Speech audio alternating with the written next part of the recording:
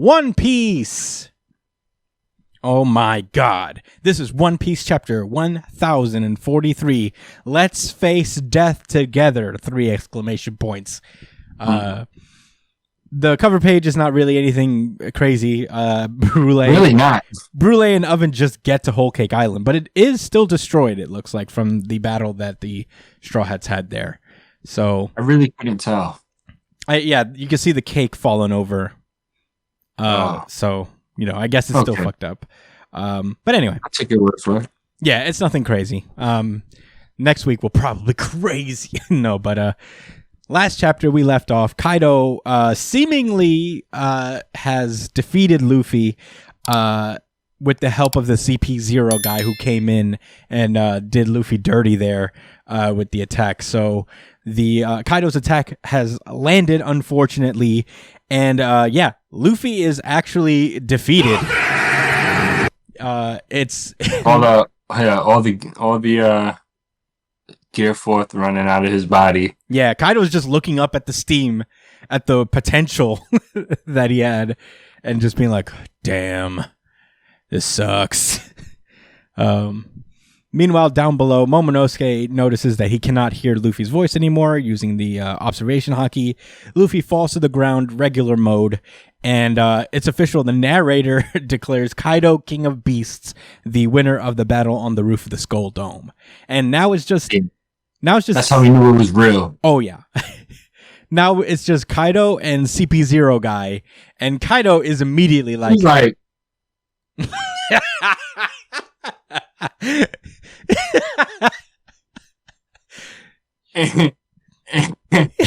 Watch the YouTube, guys. Oh my God. NewJumpCity.com. I mean, YouTube / New. Man, go on YouTube and look up New Jump City podcast. You'll see us. Yeah. Kaido looks down on CP0 guy and is like, so you're prepared for what happens next? And to his credit, CP0 guy says nothing. He accepted his fate the moment he took that order. Yeah, he tips his cap. Let me close my eyes. He did tip his cap, didn't he? Yeah. He said, let me close my eyes, make sure I don't see what's coming. And Kaido unleashes, I think, his biggest attack, actually, that he's ever done. Like we've seen him do right on CP0 guy's head. Mashed him into jelly. I guess it's very safe to say, even through One Piece rules, CP0 guy is dead. His man tilts his cap too. I think. Yeah. I think he's dead. Yeah, a little gangster salute there. Just like, right. All right. See you later, Space Cowboy. It's not looking good. He's dead. Everybody's like, yo, the ceiling is collapsing. Everybody's just trying to get out of the fucking area of destruction that's becoming of Onigashima. And all of a sudden, Kaido comes down full dragon form, coming in hot. He's just like, Luffy's done. All right, where's Momonosuke? Yeah, like, all right, I'm ready to end this shit now. Yeah, this is over. I'm finished. I'm tired of this shit. This is the worst day ever. So this war is over. I am Shanks. Yeah, but a dragon. But dragon. Yeah. And more aggressive. Yeah, so he's like, yeah, Luffy is dead. Anyone else who wishes to challenge me, step forward. And all of Luffy's allies are like, fuck. Kid and Law are like, shit. Chopper starts crying. Nami is like yelling at Kaido like, you're fucking lying, bitch. You didn't kill that guy. You didn't kill Luffy. Fuck you. I don't believe you. And Kaido wanted the smoke immediately. Yeah, Kaido is not tolerating any backtalk. He immediately just shoots his blast breath. Who? He said, huh? Who said that? There you are. Calling me a liar? Hey, the fuck you just said? And then he unleashes his blast breath. Marco comes in for the save. Pretty cool. He yells at Nami not to lose her composure before it's all over. Good for Marco for being an optimist. Gotta respect it. And Kaido goes off, man. He is like, the fucking plan's gonna go off as planned. You know, the Onigashima's gonna land upon the flower capital, and I'm gonna take everyone here as my slave. You have earned my wrath. Fuck you guys. I win. Yeah. He's really just gloating. This is his touchdown dance. He was just talking his shit. Yeah. I like to picture as a dragon. He's like, ooh. Yeah, right. Just do the stuff. Everyone's also gonna be my slave. Angry because of what just transpired. I don't see him. I don't think he's quite festive, but I think like how you said from the jump, he has had enough. He's enough of this farce. I think this is light. I guess he's y'all gonna get down or fucking lay down. Yeah, definitely. And I think like by like that touchdown like celebration when like you've been like losing for so long and then you finally get over like 2 points. And you just like throw the ball on the ground. You just look at the audience like this. That's what Kaido's doing right now. Yeah, he's like prancing around, like, But yeah, Kaido's saying all this shit. They're dancing on them. He says this is what it means to lose a war. The cost of your defeat is your freedom and your hope. Oh my god, he's keeping it real. I mean, good on him. That's interesting given what happens later, but we'll get into that. So yeah, all of Kaido's pirates are reinvigorated. They immediately like try to kill Law and Kid. But Law and Kid's crewmates come in, and each one from each crew like defends the other captain. Like you see John Bart from Law's crew protect Kid, and one of Kid's pirates come and protect Law. It's kind of a cool little moment there. The Cat Viper and Carrot are trying to figure out a way to escape, but all the fucking exits are blocked by like flames. Everything's on fire. Kid and Law get up like, well, this is our last ride. We're not going down like bitches. Right. Which respect. Little points of respect. Law's like, man, I see you at the crossroads, dog. Yeah, definitely. His lame ass. So we did our job. Yeah, we beat an emperor. Meanwhile, outside, what was Zoro? He had somebody. Yeah, right? He did have somebody. Was his girl up there? I mean, that guy. Which guy? Kaido's daughter. So. Yamato. Yamato. Yeah. Well, speaking of which, Yamato's outside with Momonosuke, and Momonosuke is panicking. Because Yamato is like, we're gonna have to fight, dog. I mean, we gotta abort this little thing we're doing here and go in and try to beat my dad's ass. And Momo's freaking out. It's time to die. Like I'm ready to go die about this shit. Yeah, 100%. So it's like, maybe we can just surrender and not lose our lives. Yeah. Yamato not trying to hit that shit. Not at all. We're making it. It's more epic than we're making it sound because we're summarizing. But she gives this really cool. He gives this really cool speech about how like your surrender would be worse than dying because this whole thing was about like putting you in power. And first of all, there's no way he's gonna let you live. So us surrendering, we're just going to be worse than death because we'll just be slaves in Kaido's weapons factory. So that's not going to be fun. So if you're going to let it go to waste, then let's face death together. Cool line. And a little bit of silence as Momonosuke ponders over this possibility. Kaido is just blasting people left and right. He's like, I'll clean this shit up myself then if you guys aren't going to do this. Hey, you worthless fucking crewmates. Yeah, for sure. And then... Y'all been soft since we've been on this island. What the fuck? Yeah. And then the big thing happens. The big thing everyone's talking about. Out on the Skull Dome, Luffy's heart is beating, and then Zunisha starts piping up. He says, Momonosuke, I can hear it. How long it's been. I hear the drums of liberation. For the first time in 800 years, he is here. Momonosuke's like, who's here? And he says, Joy Boy has returned. As Luffy is going through some transformation of some sort. And that's where the chapter ends. That's where the chapter ends. We got 2 weeks until the next One Piece chapter. It's not coming out this coming week, which just grinds my gears. It just chaps my ass. But it's off for 2 weeks in a row. Yeah. It's off next week, and then the week after it's coming back. Okay. Which is still upsetting. But then I think after that, there's also another break waiting for us. So we only get 1 chapter. And then there's another break right after. I feel like Oda does this on purpose. Like, he knows when his breaks are. So he timed this exact thing to happen right there. I mean, he's literally been doing it longer than we've been alive. So I mein, not necessarily. Yeah. Longer than Brian's been alive, maybe. But didn't he start before? Didn't he start One Piece in the 80s? He started in 1995 or 90. Oh. 95. Maybe I'm thinking about Dragon Ball. Yeah, Dragon Ball is the 80s. Okay. But anyway, let's get into thoughts. Josh, what are your thoughts on this chapter? Don't get me wrong. I'm as hype as the next guy over the Joy Boy situation, but I'm so confused. I don't know what's going on.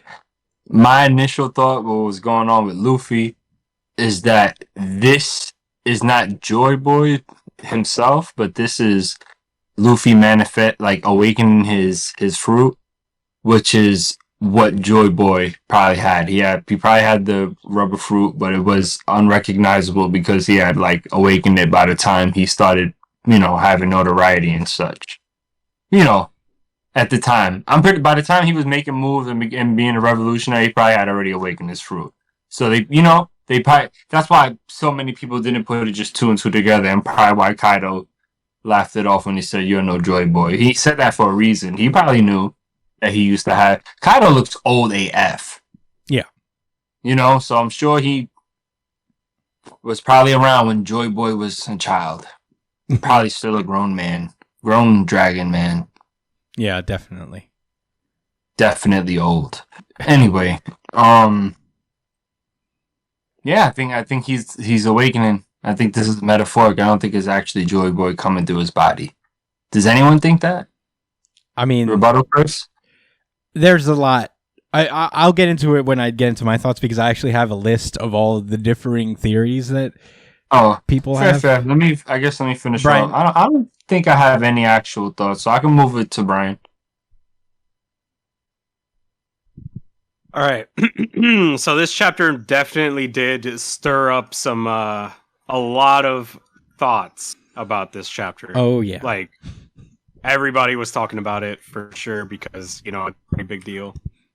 I think, I don't know, I'm approaching One Piece now with a healthy dose of caution, because I just hope it doesn't end up like Naruto or like all these other Chosen One kind of stories. I just wonder what Oda's gonna do with this kind of thing, Yeah. It worries me. It worries me a little bit. I know Oda is really good and shit like that, but anybody can fall victim to the Chosen One stuff. Oh yeah. Do you have any other thoughts, Brian? Nope, that's about it. Okay, so obviously a lot to unpack here, because this kind of sent, I guess, the One Piece community a flutter.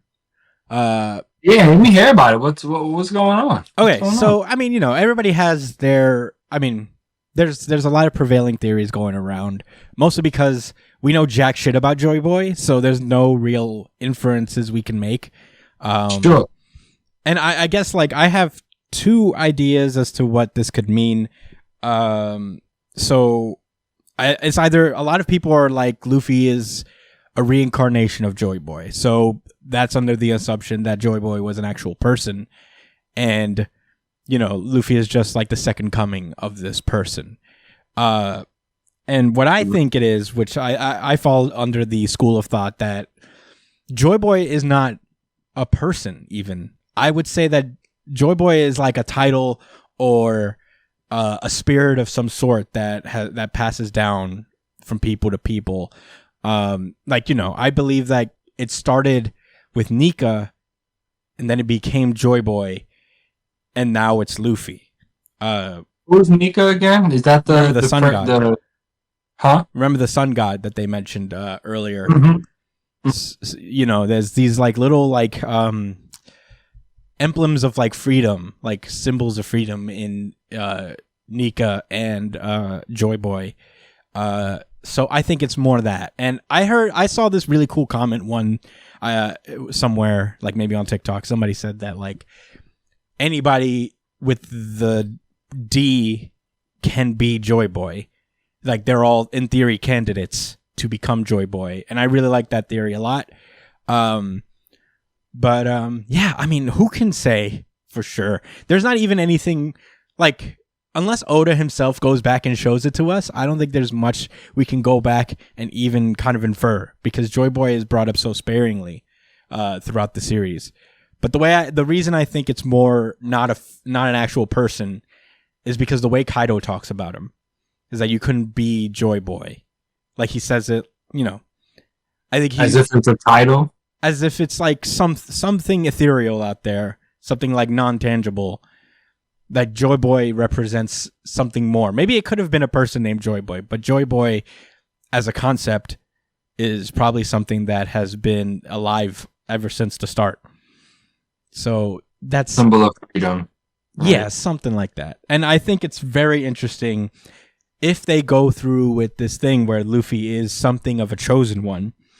And I think like the reason that this, like how Oda handles this, is very much like the fate of One Piece as a series kind of hinges on how he handles this Joy Boy thing.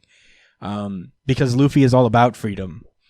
Like that's his whole thing. That's why he wants to be king of the pirates, is because the king of the pirates is the freest man in the world. So, to be a chosen one is to be kind of shackled by fate. And I don't think I think like the question with Luffy, if he is a chosen one of some sort, is how he responds to that, because Luffy has been like very apprehensive about people telling him about the One Piece, even Rayleigh, who almost told him, and he just like shut that shit down. He's like, I'll find out myself, right? Yeah. I think like I don't think Luffy would react well to like finding out that his life was actually just like planned out from the beginning. And I think that's the real question there. It's maybe like a deconstruction of the chosen one trope in general and what that means in terms of Luffy's philosophy about freedom. But yeah, I think that's this is gonna be crazy one way or another. The rest of the chapter was entertaining as fuck. I did enjoy it, and this was something I didn't even remotely see coming, because who would have thought that Joy Boy would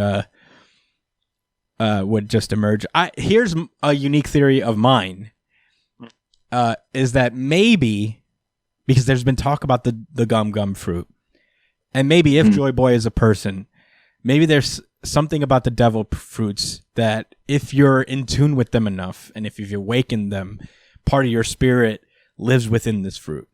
So if you eat it, like you basically, I guess like to a degree, Avatar style, can have a link to the people who had it before. But that's just me. And I'm not really putting my stamp on that super hard. But I think there's something to that, especially with the significance of the gum fruit lately that's being placed on it.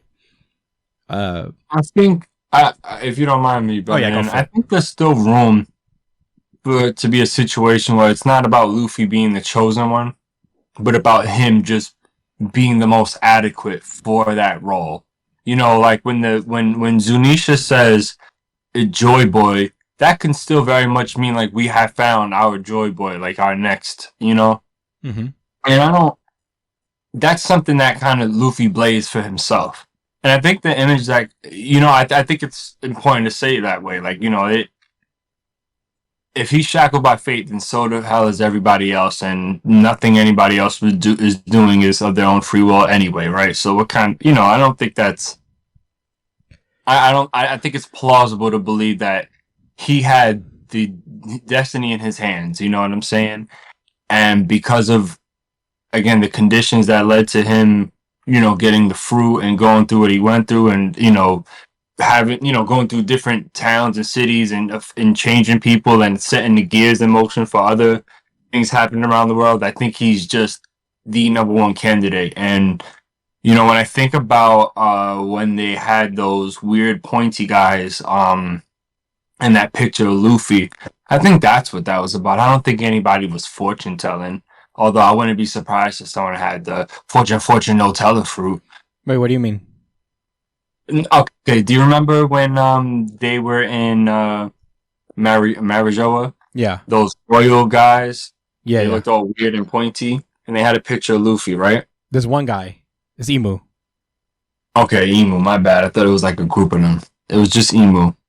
I don't think that was him forecasting the future or saying like, yes, the pieces are falling into place. I think that was him recognizing like, oh shit, if Luffy continues on his trajectory and blows past these obstacles or does something, even losing the Kaido, if he sparks some type of change in Wano where they resist and things, and that creates more waves that affects other lands, it still fits the bill that Luffy is their prime, the prime disruptor. I mean, Shanks been around for mad long. He's super powerful, and it's not like they have his face up there. They haven't done anything to take him out or curtail him.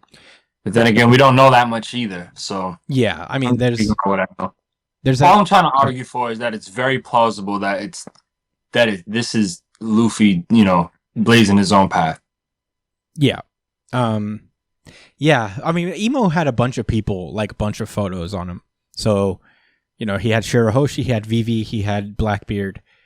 But it is very possible that he's yeah, you're right. He did have a bunch. Yeah, it's very possible that he is just kind of like tracking the potential people who could be Joy Boy in this life. Yeah, I mean, there's just so much we don't know. So it's just going to be wild conjecture left and right. I don't know. I don't know how people can say with a straight face that they know 100% what these things could mean. But I'm excited to find out. Man. Say again? Well, so I have one last thought. Yeah. I feel like I'm not going to be upset if this is something that Oda didn't plant, like, in the series before. Even if this whole Joy Boy situation is kind of being retroactively made, I think it's okay as long as he blends it well with the story and makes other things feel more relevant towards what he's trying to accomplish in the past, Well, but he doesn't. We don't need to have these polls. Yeah. I wouldn't mind that. To be fair, though, this has been kind of set up that Luffy was a special character since like the start. Like it's not like it's a shock that Luffy is kind of a quote unquote chosen one type of character. It's just it doesn't always pan out well whenever somebody is the chosen one. Like it's so overdone and all that stuff. And I feel like that's the main thing that people are worried about is whether the writing in this series is going to take a hit for it or not. I agree. A lot of the discourse is actually like people are comparing it to the whole like Naruto and Neji debate way back in the day when like the battle that was is that like Neji believed that everything was preordained. Everything is that's going to happen is meant to happen. And Naruto is like, no, with hard work, with effort, you can change your future. You can be something else. And then he ended up being the number one guy. He ended up being the son of the fourth Hokage, the guy who basically tames the nine-tailed fox, the guy who saves the village a bunch of times over. And it turns out he was always supposed to be that guy. Right. Because he's a descendant of like the very important ninja that started this whole thing, like the Otsutsuki alien people that started this whole thing. He was the most special boy. Yeah, and that's what a lot of people are worried about with Luffy. And I would argue that if he does go down this road, I think that is going to be more of a question than it is a plot point. I think that's going to be like a question that Oda is asking in terms of the narrative, like, what does it mean for Luffy specifically to be the chosen one?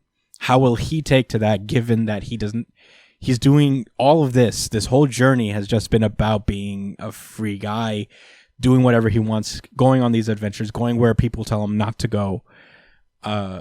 what does that mean for someone like that? And that's going to be very interesting. And I think that's what he's hinting at. Maybe. Maybe all Joy Boy really means is do whatever the fuck you want and don't let people have slaves. Yes. Yeah. I mean, yeah. There's a lot of... hey, without just conjecture, right? No, you're right. No, that's definitely part of it. I do think that Joy Boy is 100% anti-slave. So 100%. Yeah, about 1,000,000,000% if that's even physically possible. But yeah, I'm very interested to see where this goes. One Piece, it's probably my favorite series of all time. So I'm excited to see how this goes. I have a lot of faith in Oda. And this is the thing that I would say that this is not an ass pull, mostly because like Oda has said he knows how One Piece ends. I feel like it's just been extended. It's just with the journey ended up being a lot longer than he expected, but he's always known how it ends. And Wano as an arc has been very detailed. This is a thing he's probably wanted to do since the very start. So I think everything in this is going exactly as how he thought about it back in 1997 when he started this. But yeah, I mean those are all my thoughts. Do you guys have any rebuttals? Any final words on the subject? Nah. Josh? Negative. All right. Then I suppose we should move. Oh wait. Oh, RGC. Yeah, RGC. Brian? Yeah, I'll RGC it. Oh, and this is also the audience voted RGC. All right. This is a Harmonic Convergence RGC, a Harmonic RGC. I did make a Harmonic drop for this thing. So, this is a little draft. I made it 20 minutes before the podcast, really.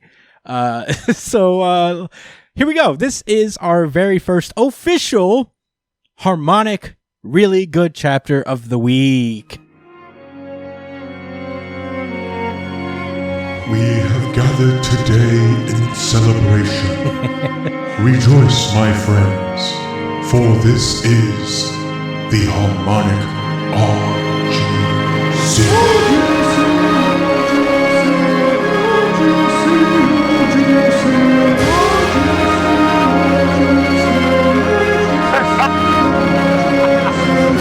That wasn't planned.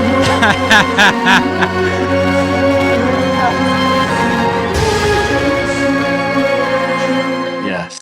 Yeah. We here, boy. I'll probably we all on the same page, finally. Yeah, the lot of us. Well, I'll polish that up for you guys in the next week. Brian hated himself for picking One Piece. Yeah, did Not you, Brian? because he thought he was lying to himself, but because he knew he was telling the truth. Brian, any rebuttals to that? It was just even though I'm coming at it with a lot of skepticism, it's a really big chapter for the series. Oh, yeah. Like you just can't Really, boy, understand bro. that. Yeah, the significance of this chapter cannot be overstated. This is a big deal. But anyway, that was it. Harmonic Really Good Chapter of the week. Thank you guys for voting. Vote again at New Jump City on Twitter on Sunday when I put out the new poll.